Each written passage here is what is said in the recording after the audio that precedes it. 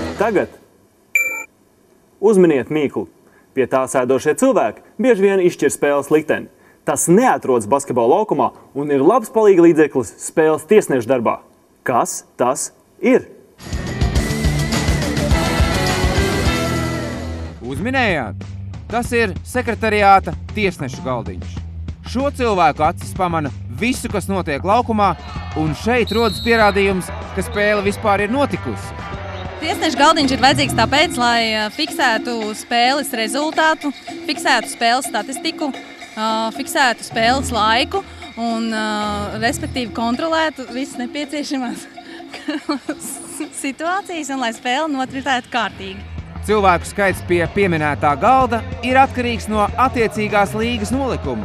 Šajā gadījumā apskatām ULEB Eirokausa izcīņas turnīru, kur darbojas 8 cilvēki.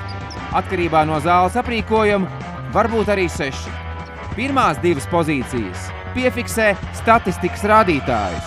Tiek atzīmēti iemestie un neiemestie metieni, kļūdas, bloki, respektīvi viss, ko spēlētājs izdara laukumā.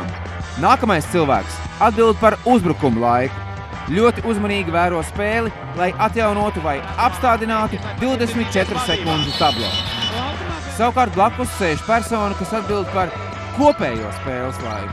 Atbildīgs moments ir tieši pēdējās 2 minūtēs, kad ir ļoti svarīgi, cik sekundes ir palikušas spēlēt. Un visjautrāk ir tad, kad ir vislīdzīgākie spēles rezultāti un ļoti svarīgi ir apstādināt laiku īstajā mirklī un palaist viņu īstajā mirklī. Bet pašā vidū dāmu ieskauts sēž pats galvenais – spēles komisārs. Cilvēks, kurš ir attiecīgās līgas pārstāvis, pieņem lēmumus, uzrauga tiesnešu darbību un koordinē notiekošo darbu. Ar komisāru mums gan neizdevās aprunāties.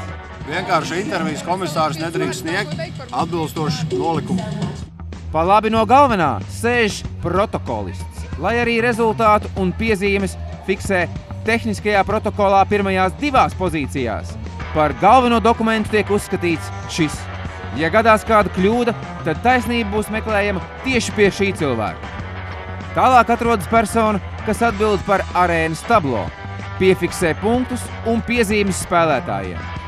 Un galda tālākajā galā sēž balss īpašnieks, kur dzirdam, ka tiek izsaukti spēlētāji laukumā, gūti punkti, piezīmes, kā arī notiek spēlētāju maiņas.